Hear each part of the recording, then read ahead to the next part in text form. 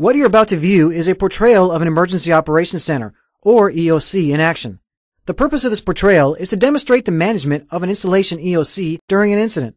You will observe as CNIC and 7 staff act as blue players as well as all on-base and off-base entities. You'll observe the actions of an EOC during a planned event that develops into an incident. These actions will highlight elements and activities that are key to EOC effectiveness and efficiency. This portrayal is not intended to be all-inclusive or directive in nature, but simply a demonstration of the key actions that are required to be performed by an effective EOC incident management team in response to an incident. To help you understand the current situation, the following is a brief explanation of what is occurring today on this installation. Normal air and port operations are underway with one aircraft carrier in port. In a few minutes, the U.S. Secretary of Defense, also known as the SecDef, will be addressing a group of 900 people that includes the installation's leadership and other personnel, as well as local, state, and federal dignitaries. The speech will be conducted at the base theater. The SecDef is making a major announcement concerning changes to the President's military strategy. Plans are in place for this event, including an incident action plan, anti-terrorism plans, and a partial EOC activation. Our intel preparedness tells us that 2 protest groups have permits lasting 3 hours, from 0700 to 1000. Both claim peaceful demonstrations, but one group is known for becoming violent to communicate their message of peace. One protest group will be near the front gate, and the more violent group will be near the golf course gate. On the base for the SecDef address are local affiliates of all the major media networks. The base public affairs officer, also known as the PAO, as well as the region deputy PAO, are with these media people. An incident command post has been set up at the bowling alley, located next to the theater. This demonstration will begin in Naval Base Coronado's EOC that has been partially activated for today's event. The command duty officer, several security representatives, and additional administrative support personnel are present. Capital H's. Oh, that's right.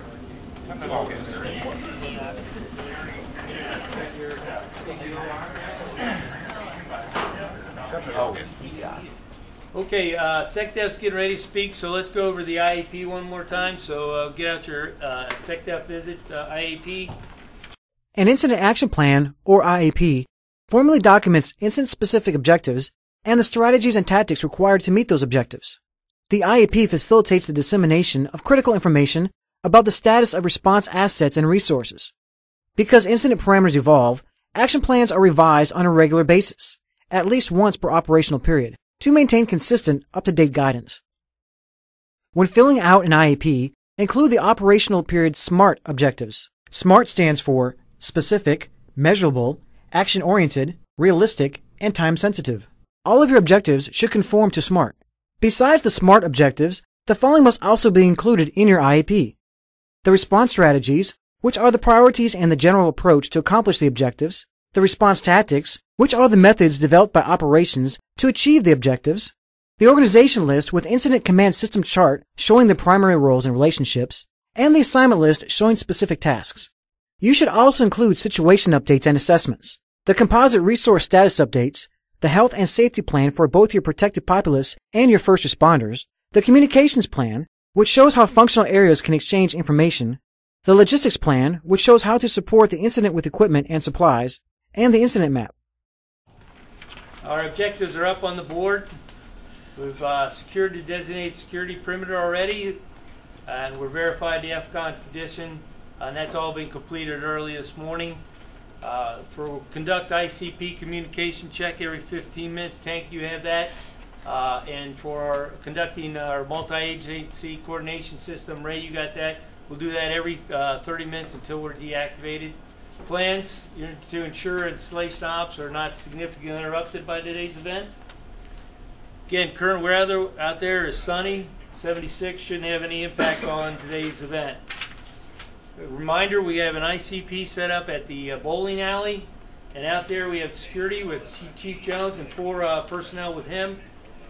NCIS is out there. They have 2 individuals at that ICP, and we have 1 EMS group out there with 2 people. So otherwise, it's normal ops today. Should be an easy day, so just man your phones, and hopefully we'll have a quiet day. All right, thanks. SecDef has started his... Okay, all right.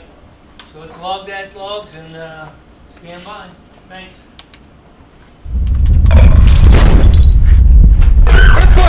Everybody drop cover and hold on! Oh, man. Okay, everything's good. Safe? Once an incident occurs, the members in the EOC need to focus on completing their immediate action items. These items should be listed as standard operating procedures and will normally include the following: notifying the command and receiving the initial commander's intent, ensuring Cat 1 and 5 personnel are notified and a 5-minute operate voice report is made, executing pre-planned responses, activating the EOC to appropriate level, establishing communications with incident command posts and higher headquarters, transmitting mass warnings and notifications to the base's protected populace, and preparing a 20-minute operate message, pulling out the base's emergency management plan and all applicable hazard-specific appendices, starting to build a common operational picture, and setting up an EOC incident management team check-in assignment process.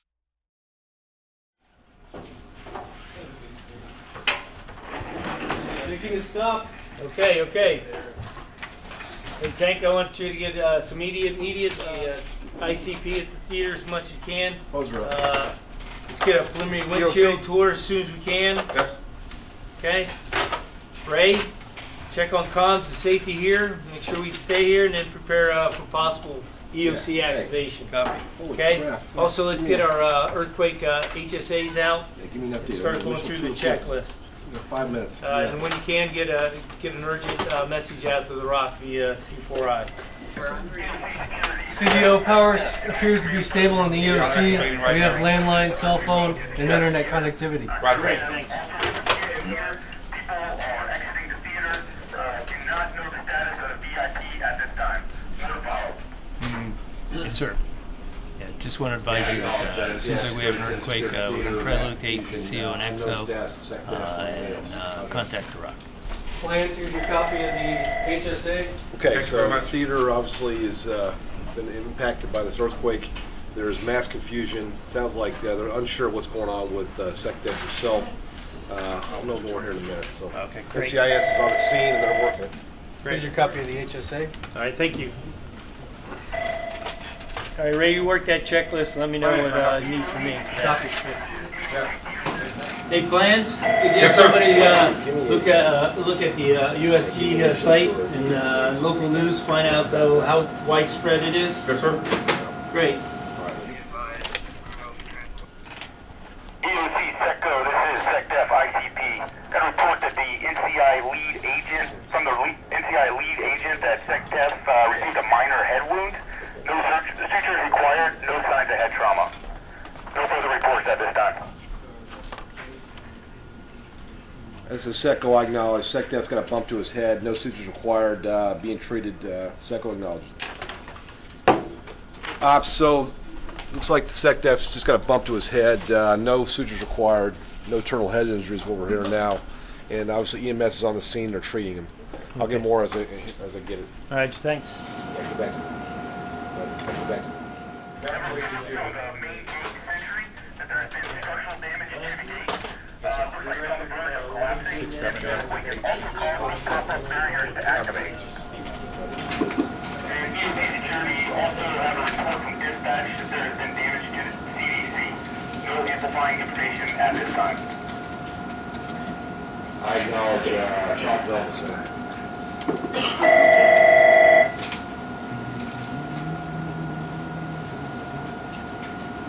Okay, a lot of stuff coming on. Plans to be starting to get our John Madden board up for that.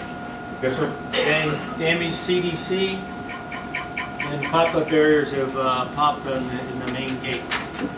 Power in the EOC appears to be stable. All right, great. Putting your traffic plan and all of for the pop-ups. He is conscious and alert at this time. His medical personnel are treating him outside the theater. Also told that the SecDef detail will relocate him to a pre-designated safe shelter. Attention, all personnel. Attention, all personnel. This is a giant voice message. A major 7.2 earthquake Hey, Ops, occurred. Installations are required to maintain mass warnings and notification capabilities to warn all personnel within 10 minutes of notification and verification of an incident. Voice, visual signals, text messaging, computer notification, tactical, and all other forms of communications should be used to meet this requirement. Fed fire's on the way. I'm going to go ahead and let Rock know right now, region, and we'll make sure that gets pushed up the chain. Okay, thanks. The ICS 213 General Message Form has become the basic written communications document between all areas of emergency response. Users are often located at separate locations and use the 213 form to communicate real-time events and as a tracker system to document required or requested action progression. The 213 message form may be transmitted by voice, digital, or can even be hand-carried. Regardless of its transmission mode, an EOC must have a formal information management process to ensure vital information is communicated within the EOC and to ensure the individuals that require the information receive it in a timely manner.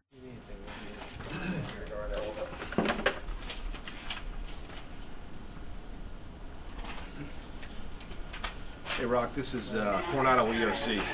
Roger. SecDef has been injured. Yeah. And, Roger, I'll get back to you. I've got something else coming in.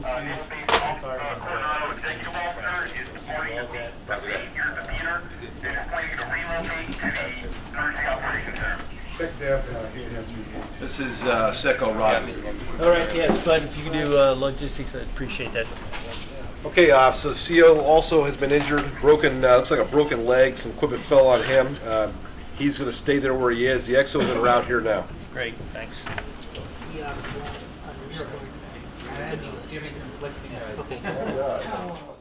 The EOC stands up to bring all the key players together to expedite the decision-making process.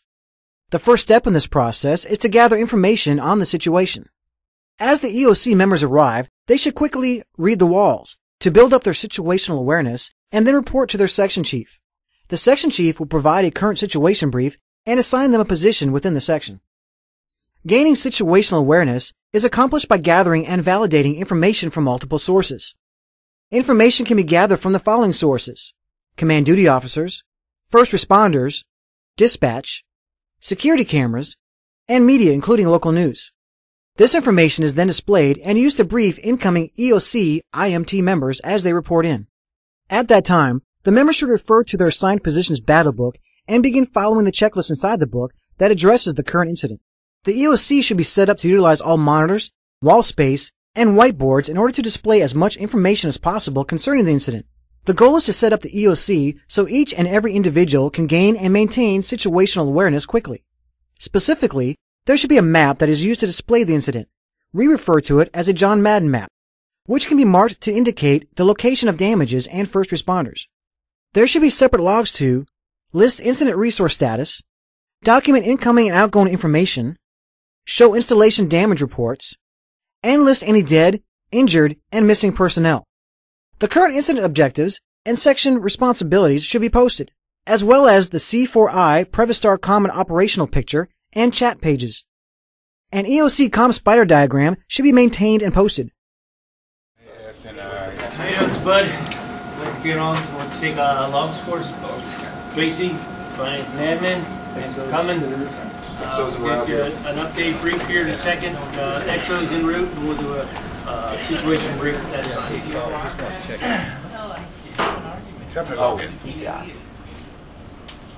Oh, that's right. CDO. Yes, sir. How about giving me the big picture and what our game plan is so far? Okay. Sir, as you know, we've experienced a severe earthquake. It actually what turned out to be a 7.2. Basically, we're ops normal today outside the SecDef event, and the protesters are at the gate.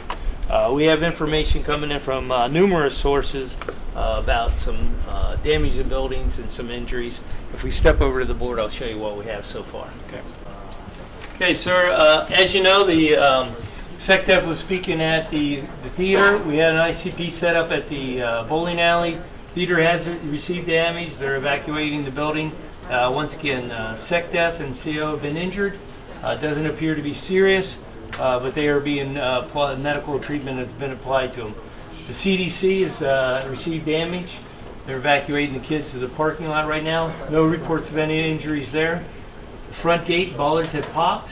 Traffic is blocked going in and out of the gate so far. We do still have the back gate, but once again, the protesters are there. We're trying to get information on the status of that gate and the rest of the perimeter as we speak. Again, the only injuries that we've heard of so far are the SecDef and the CO. come back over here, I'll let you know what I've ordered. And SECDEF is in constant communication with the SECDEF ICP, getting updates up there as soon as we can. We're working with dispatch to get a total handle of what's going on. And once again, like I said, we have an initial tour from security to find out the fence line integrity, and that's coming on in here as soon as we can. Okay, the EOC manager and his staff has checked on comms and the facility. It seems like we're safe here, so my plan is that we should stay. We've gotten out the HSA earthquake. We're fully activating the EOC. Most of the folks have already come in. We sent out a voice report, not only to stay clear down power line, get out of any insecure buildings, but also Cat 1 and Cat 5 to muster with their folks. Besides that, sir, that's about what we have going on right now. Okay, thanks. Questions? No, I will take over command here, and I want you to serve as the ops section chief for now.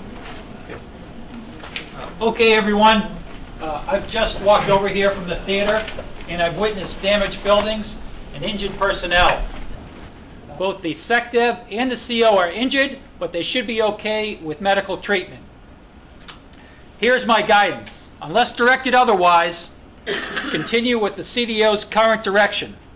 My number one priority here is life safety. After that, we'll ensure that mission essential functions are intact. Organizationally, CDO will serve as the ops section chief. I need Al will be the planning section chief. I need Spud to handle logistics for now, and Tracy, you have finance admin. Everyone else, report to your normal sections and support your respective section chiefs directly. Ops, get a status on the recall of all our Category 5 personnel. Also, Ops, if the op rep message hasn't already been sent, let's get on that. George, in addition to monitoring the USGS site, get on the tsunami warning site to see if there's a chance of a tsunami event. Ray, check in with the other San Diego EOCs and the cities and report them, let them know our status. Okay, folks, we need to locate, treat, and track our injured personnel. Security chiefs, take charge and start getting information on the extent of this incident while I work with the EMO to adapt our HSA objectives and start putting together a game plan. Thank you all. To guide the EOC IMT efforts when a major incident occurs, there are 3 primary priorities that should always be kept in mind. These primary priorities guide the development of the SMART objectives and the development of incident action plans. These primary priorities are 1. Protect personnel on board Navy installations. 2. Maintain critical missions performed aboard the installation. And 3. Restore mission essential functions performed aboard the installation. We verified that location of the earthquake? Yes, sir. The earthquake was 7.2. It was about 25 miles south of El Centro, and there is no tsunami warning issue. All right, thank you. EOC Security, this is dispatch. Fire and emergency services are responding to a report of a partially collapsed building over on Naval Base Coronado. Building number is 783. It's the BEQ over on McCain Boulevard. This is SECO. I acknowledged. Fire Emergency Services en route to Building 783, just across the street, which is a BEQ. Southwest corner of the building has been collapsed. SECO acknowledges. Hey, Ops, I got something for you. What you got? Okay, so Building 783, right across the street here, which is the BEQ. Fire Emergency Services are en route. Looks like a partial collapse of the southwest corner of the building. That's all I've got right now. I think what we talked about before, there's, possible incident command post could be established there, but let me get back to you on what I'm going to find out. Okay, I'm going to give that to you for action, and let me give me information as it comes in, and we'll monitor that. Right? Roger. Attention to the EOC. I've modified the template objectives from our EM plan, and I've posted them up front. Section chiefs, I'd like you to gather over here so we can assign these objectives to each section. Initial incident objectives are developed as soon as possible in order to guide the EOC IMT efforts when a major incident occurs. The three primary priorities should always be kept in mind when developing incident objectives and serve as a guide to the development of the SMART objectives. Once again, incident objectives are considered to be SMART if they are 1. Specific, 2. Measurable, 3. Action-oriented, 4. Realistic, and 5. Time-sensitive. The SMART objectives serve to help manage workflow by framing EOC response strategies and tactics and focusing the IMT on what needs to be accomplished during each operational period. They can be prescripted in an HSA or taken from the selected lines of effort for the incident. Support the MEFs, ICPs, and other critical assets as required. Ops, I want you to take that for action. Roger. Develop a plan to account for all base personnel by 15:30 hours. Finance admin, that's yours. 3, develop a plan account for return to normalcy by 15:30 hours. Plans, that's yours. Yes, sir. 4, determine and verify status of all Cat 5 personnel and their ongoing battle rhythm by 1500. Ops, that's another one for you. Okay. 5, develop non-essential personnel plan by 1530. Plans, I want you to take care of that. 6, develop a safety and health plan for all personnel on the base by 1500. Log safety, that's yours. Okay, sir. Section chiefs, I want you to copy these objectives onto your flip charts for your group to work, and also prepare for a tactics meeting in 10 minutes to discuss these objectives and how we can make them happen. All right. Yes, sir. Thanks, sir. Dr. Dispatch, we're requesting additional MAs to this location in order to assist. Also, still have the 25 protesters from earlier in the area, but they remain peaceful at this time. Hey, Chief, this is Secco. Sanchez needs help out at Gate 3. Roger. Okay, I'll get back to you second. This is Secco acknowledged, Sanchez. Roger, stand by. I'll work to try and get some AMAs out there. Just keep the protesters in sight, and we'll get back to you shortly. Okay, so one of my AMAs out at Gate 3 out by the golf course has got, the gate is there, or the fence is down near the gate. There are those 25 protesters we talked about earlier in the day. They're really not doing a whole lot. They're out there and stuff. I'm going to send 3 more MAs out there just to make sure we keep the area secured. That could be, because of the front gate being not available for traffic. That may be one of our 2 gates to be able to get to the ingress egress.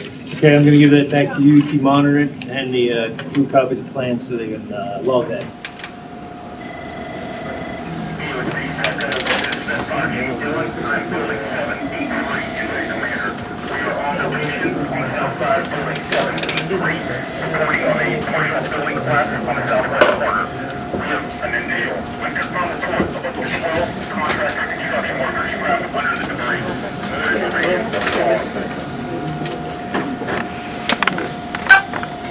I 73 ACPs established by the Fed Fire Chief of the building, and report a situation as potentially a control contract construction workers.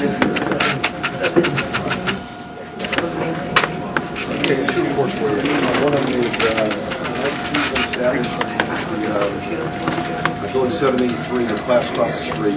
Fed Fire Chief Dillon is on the stairs of the incident, the commander. We think there's 12 construction workers, contract construction workers that have been trapped inside the building. That's 1. We're working on the right now. One of the EMAs out at the golf course gate just called and told me that there's been a partial collapse of the fence out near the gate. There's about 20 protesters out there. I'm not sure what the process is about. He's a little concerned about the potential of the gate, fence being down. They may try to cross. I'm going to try to get some more security out there to help him out, but I'll get back to you on that. Okay, you got the ICP, we look for our objectives. For all the ICPs, you will be point of contact on that, and Ray, you're going to be going to develop, find out what the status of Cat 1 and Cat 5 personnel are. Okay. Section chief, so we can get together for tactics meeting. The tactics meeting establishes a blueprint of the strategies and tactics that the EOC IMT will use to accomplish its incident objectives. Tactics are what must be done and how they will be done, which helps define what resources will be needed. The tactics meeting prioritizes the tactics and resources needed to achieve the incident objectives.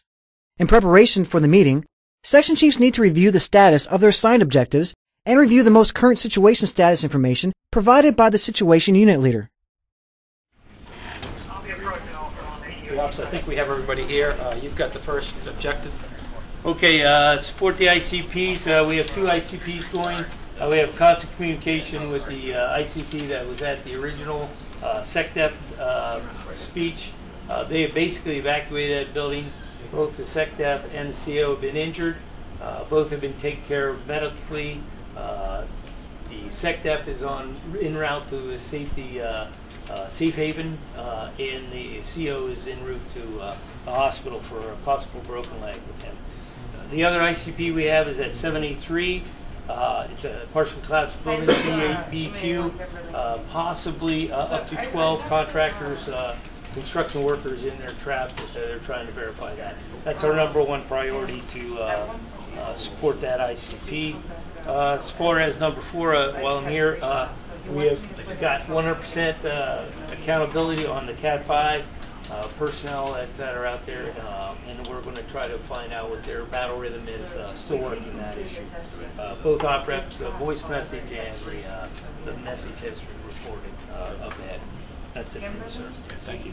Objective 2, develop a plan to account for all base personnel. Finance, admin. Right. We're going to send ad hoc and big voice messages to instruct personnel to muster by any available means. We're going to contact tenant commands to determine reporting status of the command muster. We're going to monitor NFAS, and when unable to determine non-muster personnel, we will attempt to contact through the phone. And if we're still unable to contact personnel who are unaccounted for, we will contact local media. Thank you. Let's see. Develop a plan account for return to normalcy. Yes, sir. Plans. Sir, we have a NAVFAC team sent to building 783 to do a structural check for Fed fire. Airfield has normal ops, control tower and equipment. Port ops report all pier conditions are normal. Information systems, the Grace Harper building, there's a NAVFAC team headed that way. All ops are normal there. We have a Helo evac set up at Rogers Street softball field, just in case we need it. The MEP plan that you asked for has been developed and standing by to be activated.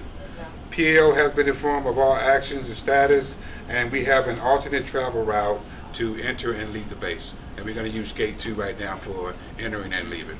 Great.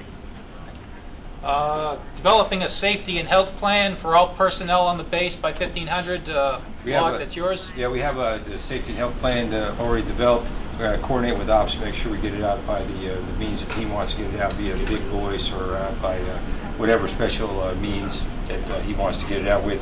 Include stay clear of power lines and towers, stay clear of the buildings, and then also make sure that listen to what the directions and get to the safe areas that are directed to. Great, thank you. Section Chiefs, I appreciate it. Appreciate all the hard work. We're going to be at this for a while, so let's get back to work. Thank you. Nice, sir. Following the Planning P process, the next meeting that the EOC IMT will hold is the Planning Meeting. The Planning Meeting briefs the overall incident response plan to the command and general staff. It presents the strategies and tactics that were considered and the ones chosen to achieve the command's primary priorities and incident-specific objectives. The meeting allows the command and general staff to discuss and resolve any issues and concerns prior to assembling an IAP. This meeting finalizes the incident objectives, strategies and tactics to meet those objectives, and identifies the resources needed to support the strategies and tactics. Work assignments and responsibilities are reviewed and finalized as well. After the EOC IMT planning meeting, the incident action plan is finalized, briefed to the oncoming IMT, and then distributed to the Regional Operations Center, incident command posts, and any other agency that is coordinating with the EOC. This concludes the demonstration. What you have witnessed is a portrayal of an EOC in action. The purpose of this portrayal was to demonstrate the management of an installation EOC during an incident and highlight certain elements and activities that are key to EOC effectiveness and efficiency. This portrayal was not intended to be all-inclusive or directive in nature, but simply a demonstration of some of the actions that are required to be performed by an effective EOC IMT in response to an incident.